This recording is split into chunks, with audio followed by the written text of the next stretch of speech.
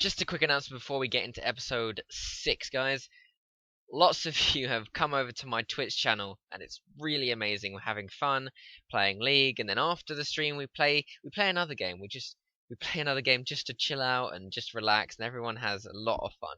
So if you haven't already, make sure you tune in to my Twitch channel. It's www.twitch.tv/Lord Tyzzer. Make sure you pop in there, leave a follow. I'll be streaming, playing Riven, doing everything I can for you guys, teaching you, just showing all the hit tips, tricks, everything. Just basically like a live lesson of Riven, just playing Riven. And as I said, at the end of the day, once we come to the end of the stream, I'll play another game.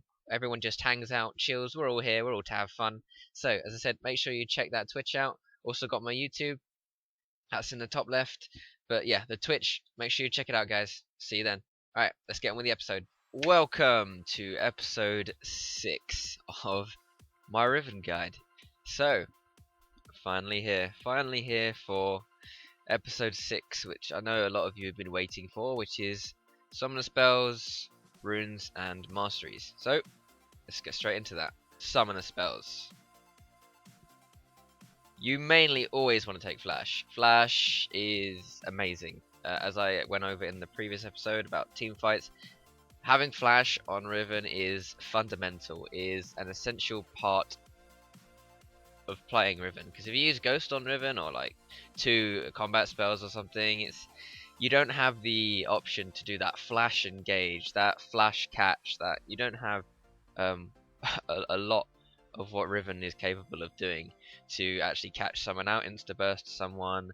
Just say that maybe there's a Fed carry who's like 10-0 and you decide to, I'm going to burst him. You can't flash if they flash away. So Flash is a very important summoner spell, so you always need Flash.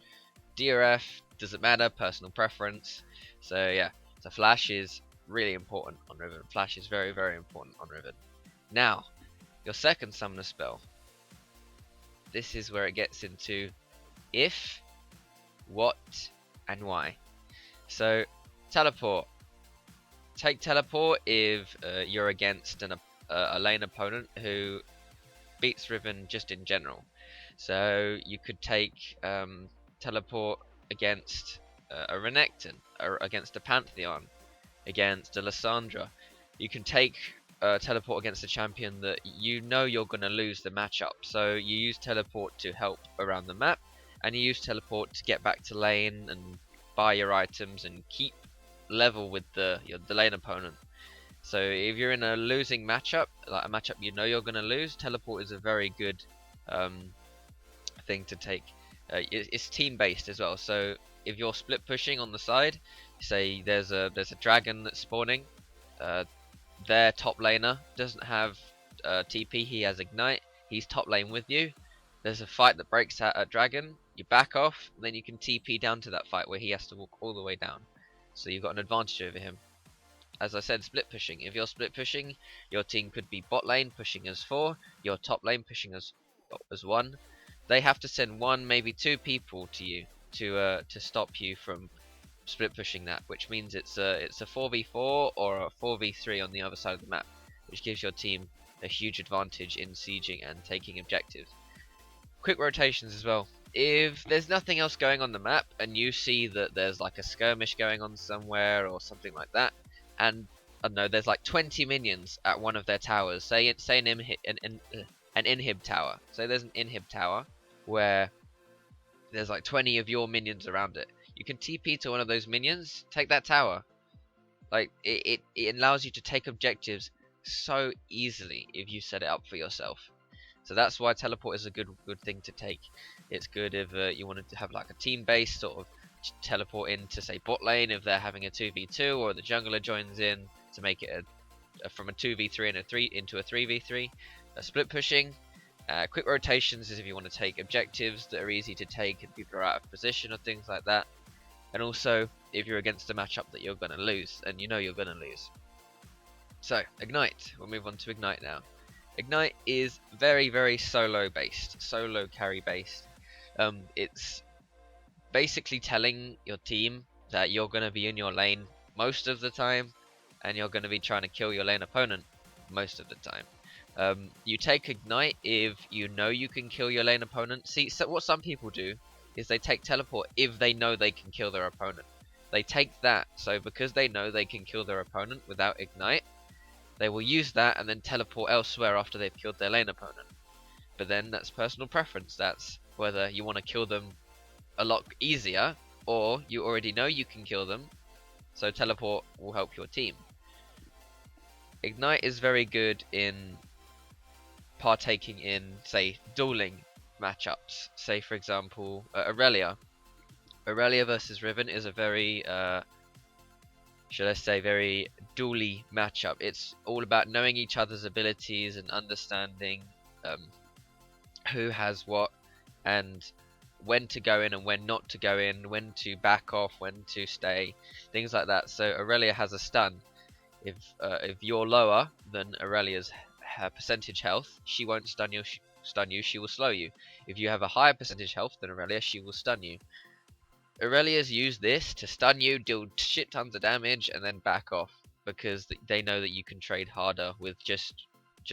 If Aurelia was to straight auto attack you, and you was to straight auto attack, say use Qs, Aurelia using a Q and W, say if Aurelia didn't stun you, you can out trade her so hard, especially with Ignite. So I normally take Ignite versus Aurelia. Who else do I take Ignite? I take Ignite sometimes versus Renekton. If I want to try and kill Renekton, I take Ignite versus Jax. I take Ignite versus a lot of matchups that are very dually, are very opportunity sort of kills. So Renekton, as soon as he uses his stun, I can go in.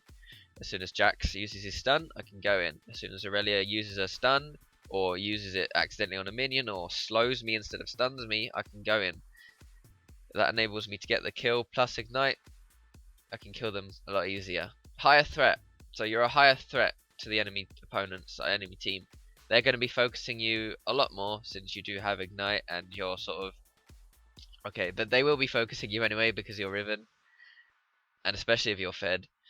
But Ignite allows you to pick up that kill that may have got away. Say for example that you try to catch someone out in their jungle, they say Lee Sin. I don't like Lee Sin, as you can probably tell from my videos. He's a good champion, I just feel like he's a little too strong, but he has been nerfed a lot. It's just my personal opinion, so I apologise if there's any Lee Sin mains. It's just my personal opinion. I always seem to get ganked by Lee Sin, so I just don't like him. Ignite. If you're forcing a Lee Sin and you catch him out, he could flash ward jump, and then instead of being like flashing and then he's like you can flash onto him, if he like flashes, you flash, then he ward jumps, then you can't reach him. So that's why Ignite would be good, because say like he's one auto away from death. If you had Ignite, you would have killed him. So Ignite allows you to get those kills that got away, and also has a higher threat potential. Speaking of higher threat, higher 1v1 potential. It really helps you in 1v1s. As I said, Aurelia, Jax, Renekton, those dueling matchups, I use the Ignite to win those 1v1s. So having Ignite over Teleport in those matchups really helps me to win that matchup and snowball from there. So we'll move on to the Runes and Masteries. Runes and Masteries, this is my first setup. So this is the Runes and Masteries setup that I use if I'm against champions that you need to use your abilities more frequently, have more ability rotations. So Pantheon, Jace, Rengar, those are just a few of the champions that you need to use your abilities over and over and over and over and over again. Say Pantheon, you keep spearing you use your E, comes cooldown. Yes, Pantheon's Q is on like a 4-second cooldown, but it's better to take 1 spear out of 3 than 2 spears out of 3. So it's better to have the more cooldown reduction against champions who you need a lot of ability rotation and say just to combo very quickly and in order to actually fight and beat these champions. So with Jace, he's going to be queuing you and autoing you. You can use your shield to get to block a lot of his damage. Pantheon the same. Rengar normally just goes in the brush and jumps, in the brush jumps, in the brush jumps, and you can shield every time he tries to leap on you, and because of your cooldown reduction you can kill him a lot easier. So that's the first setup. 13 physical damage, 9 armor, 10 flat cooldown reduction. Also on the screen here, the blues are all flat CDR. This glyph, this quintessence here is a CDR, a flat CDR quintessence. So it's 9 flat cooldown glyphs, 1 flat cooldown quintessence, 2 flat AD quintessences, 9 flat AD marks, and 9 armor seals. You can see the masteries there, but you can just copy those.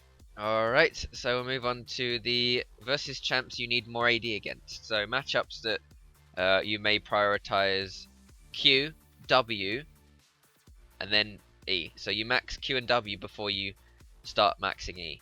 So it'd be against matchups that you need to burst them before they burst you. So you need more physical damage. It doesn't really matter about the rotations, but you do need that slight extra AD. 2 AD, it may not seem a lot to some people, but 2 AD in the early game, if you think about it, that's across all your abilities, that's probably an extra 10, maybe 15 damage. So across all of your abilities, an extra 10, 15 damage is... some people have survived on like 8 health when I've tried to kill them, and it's pretty annoying. So it has helped me a lot. I do realize that the more stats I have against these champions, I do kill them a lot more often. So it's 6 flat CDR glyphs, 3% percent at level 18. So at level 18 glyphs, so 3 per level at level 18 glyphs, 3 AD quintessences, 9 AD marks, and 9 armor seals. You need these against, say, Irelia, Fiora, Renekton, champions that you need to kill before they kill you because they have a high burst and so do you. Alright, now for the last one. Learn from your mistakes. This is against sort of magic based AP champions. So obviously you want the physical damage against them, which is the 3 AD flat AD quintessences, 9 flat AD marks. The seals, this time you want 9 health per level. That's health per level up to level 18. You want 9 of those. It gives you 216 health at level 18. You don't have the armor, but you're against an AP matchup, so armor's not really going to matter that much. What you're going to be mainly doing in these matchups is which will be in the next episode, which is itemization and matchups.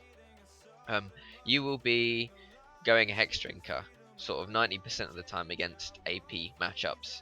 So you'll have the health and you'll have the magic resist after you get Hex Drinker. So you'll be really fine against them after that. So I'll just say that again. So it's 3 AD quintessences, 9 flat AD marks, 9 health per level seals, and 6 flat percentage cooldown glyphs, and 3 per level percentage cooldown glyphs. Masteries, again, you can see those and you can copy those.